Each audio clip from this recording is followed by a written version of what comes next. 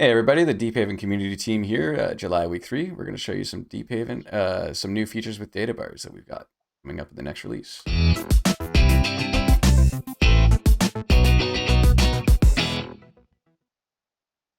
All right, and showing off that feature today is going to be Ethan. He did this work with one of our previous co-ops, Emily. So here we go. Ethan, take it away.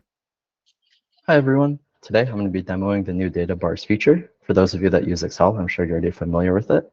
If you're not, it's just a quick way to visually tell the relative difference between values as you go down a column. So let's have a quick, simple table here for the sake of demo purposes. Andy's doing really bad in school, the negative GPA.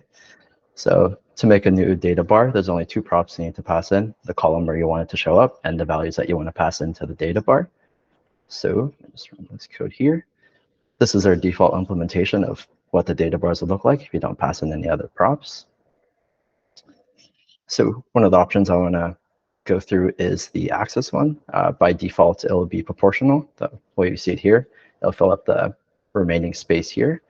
A different option we can do is directional. So if I do this, all of the columns will be facing the same way, just the only difference is their color, depending on if they're negative or positive. And another option we have is middle, so it doesn't take up the whole width, and make sure that the zero line is dead center. So that was the axis option. For this one, it's the direction. So by default, it's left to right. Positive values will be facing to the right and negative to the left. We do have the option to flip that though in this scenario here.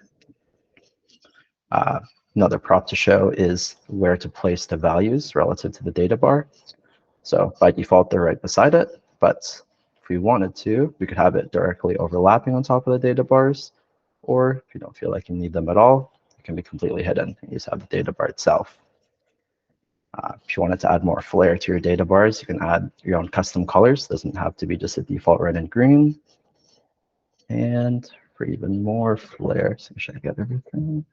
You can add gradients to each of the data bars as well. A different one for the positive and negative values. That was the colors. So for this one, this is for markers. You can point to the values to another column. So right now I'm pointing to threshold, which is just all threes. You could see like the marks that they leave here. So it's useful for telling if certain students are past a certain grade or if they're in a passing grade. And when you're pointing to another column, it doesn't all have to be a constant value as well. So right now, if I point it to math grade, you can see that they're at different spots. And not only can they be different values, you can also add your own custom color to this the same way with the data bars. And last thing I wanted to show is what this looks like on a ticking table. This will be with all of the different options we have. I'll full screen it so you can see. And the thing I wanted to point out is you can see, like, especially in the GPA bar, that data bars will reposition themselves based on the new min or max of the new values as they come in. Very cool.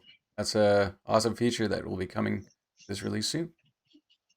Thank you, Ethan. And there was some collaboration with Colin as well, and the rest of the backend team as well to cross the line. That's it for this week. See you next week.